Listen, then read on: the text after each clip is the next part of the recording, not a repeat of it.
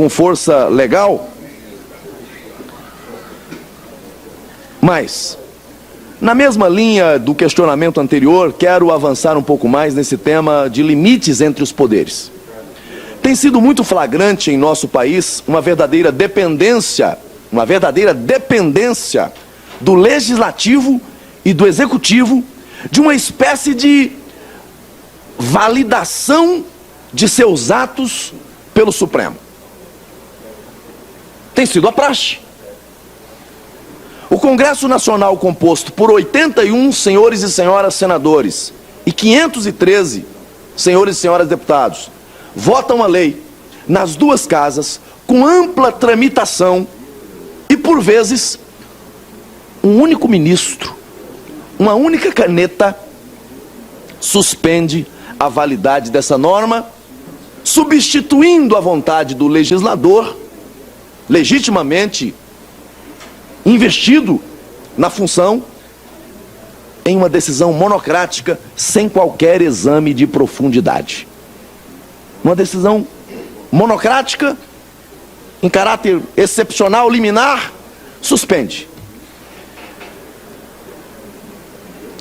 Aí fica o legislativo e todo o país, senador Marcos Duval, à espera de um pronunciamento do Supremo como se fosse um poder superior.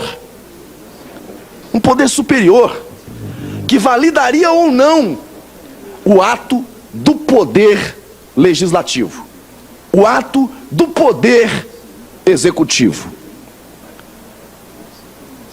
É verdade que nós estamos num país, num Estado democrático de direito, com poder moderador? Isso está posto em alguma Constituição? Nem em tempos outros. Nem em tempos outros.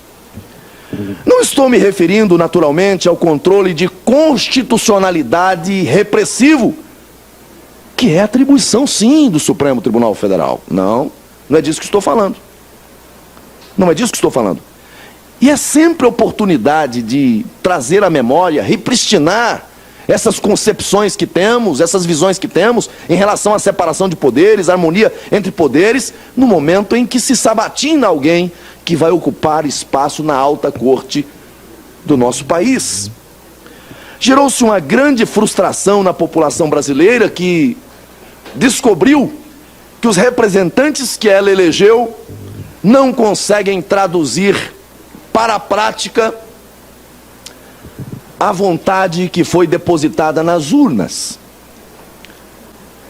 Isso produz, ao meu sentir, uma gravíssima crise democrática, onde as pautas políticas que são sufragadas nas urnas não se tornam realidade. Veja, tramita, senador Cajuru, na Câmara dos Deputados, um projeto de lei de autoria do deputado Sóstenes Cavalcante, do Democratas, o nosso partido, que pretende incluir como crime de responsabilidade dos ministros do Supremo a prática de usurpação de competência do Poder Legislativo ou do Poder Executivo. Veja a que ponto chegamos. Veja a que ponto chegamos. De ter que se cogitar, de colocar no ordenamento jurídico a previsão de um crime por usurpação de competência. Algo inimaginável. Mas, diante da realidade, é o que se impõe.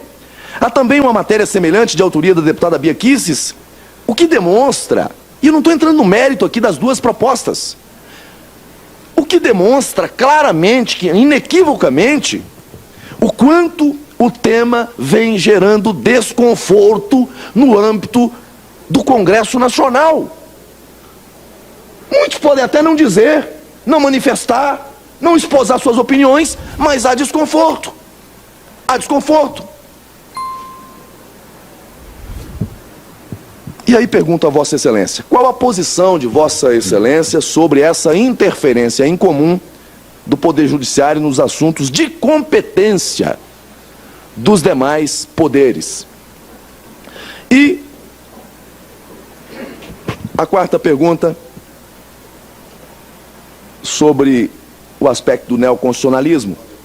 Aliás, o neoconstitucionalismo é a doutrina que dá margem para o progressismo reinante no judiciário brasileiro. É a base ideológica de seu ativismo. E o que mais intriga é que esse ativismo geralmente é praticado para satisfazer a vontade de partidos que não tiveram sucesso nas urnas.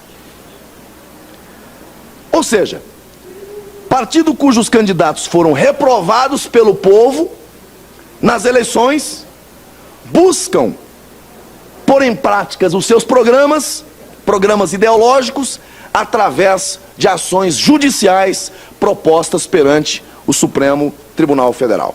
O que temos então?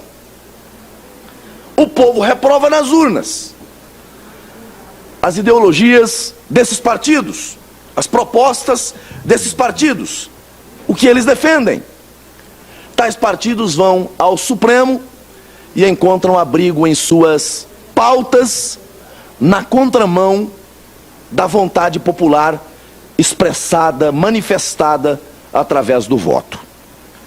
Os partidos que elegem seus representantes para o exercício do poder não conseguem entregar à sociedade o que propuseram durante as campanhas eleitorais, enquanto que partidos derrotados, que não conseguiram resultado expressivo nas urnas, passam a se sobrepor por meio de decisões judiciais, por meio de decisões oriundas do Supremo Tribunal Federal. O que nós temos então?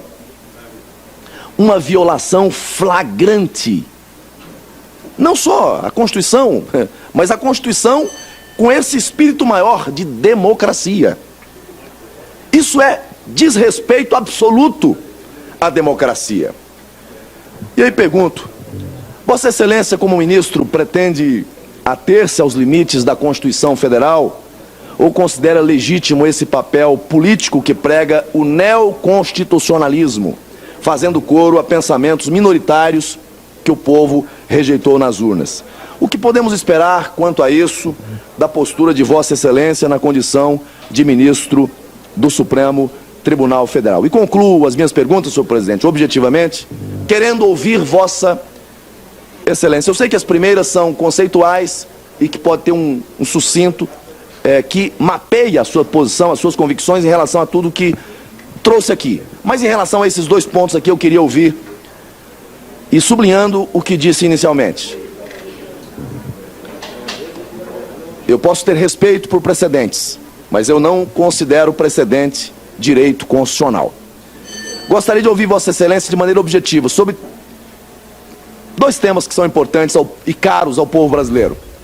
Que posição e orientação ética Vossa Excelência tem sobre aborto, drogas, eutanásia, considerando o ordenamento jurídico vigente e as conhecidas pautas de alteração do que hoje estabelece o direito brasileiro? São os questionamentos que faço, agradecendo ao presidente a oportunidade de me manifestar.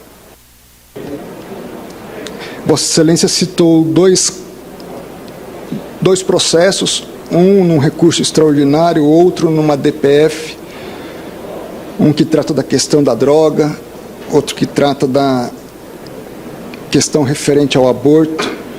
Sobre os casos específicos, eu infelizmente não vou poder me manifestar, mas vou, ao final, pegando talvez o gancho com a fala, talvez já aproveitar esse momento, das perguntas que me foram trazidas de forma não jurídica, vamos dizer assim, mas de pensamento de vida, não como aplicador do direito e da Constituição. A minha defesa ao direito à vida, a minha concepção de que as drogas fazem mal à pessoa, fazem mal à sociedade, faz mal à família. Quantas famílias já destruídas por conta da questão das drogas. Logicamente que nós temos que ter políticas públicas de combate ao tráfico, de melhor recuperação, prevenção, mas entendo que nós precisamos trabalhar numa perspectiva aí de sociedade e principalmente no campo político, que compreenda a droga como algo que faz mal à sociedade e às pessoas. E a questão da eutanásia também eu penso na questão do direito à vida como algo a ser preservado, e que não devemos nós intervir nesse processo. Logicamente, todos nós compreendemos situações, às vezes, de pessoas já numa idade tão avançada que não aguentam mais um tratamento específico, e talvez o tratamento judie mais, né? De também entender o tempo das pessoas, mas a eutanásia como política pública, eu acho que é algo que nós devemos pensar com muita cautela. Senador. Tanto Vossa Excelência, senador Girão, como o senador Marcos Rogério, e talvez em todas as questões outras trazidas pelo senador Marcos Rogério, a questão do ativismo sempre presente. Eu tenho defendido a automoderação, no respeito ao papel primordial e primeiro de cada um dos poderes, e cabe nesse sentido ao legislativo legislar. Por outro lado, isso não significa que o judiciário deva ser omisso aos desrespeitos aos direitos e garantias fundamentais por eventuais omissões dos outros poderes, mas não se sobrepor numa política pública. As pessoas legitimamente eleitas para legislar e executar políticas públicas estão nos poderes legislativo e executivo.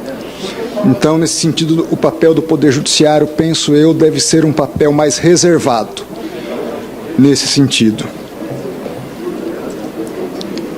E a questão da aposentadoria compulsória é uma questão, penso, que deve ser debatida nesse ambiente do Congresso Nacional.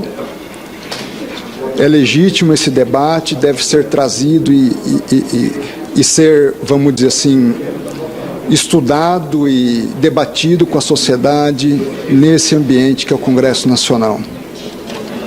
Eu não sei se satisfiz aos questionamentos através das minhas respostas, mas são essas as minhas colocações, senhor presidente. Vamos, calma, último bloco. Último bloco, está sendo rápido porque não está tendo réplica nem tréplica. Hoje saiu mais fácil. Com a palavra o senador Lucas Barreto.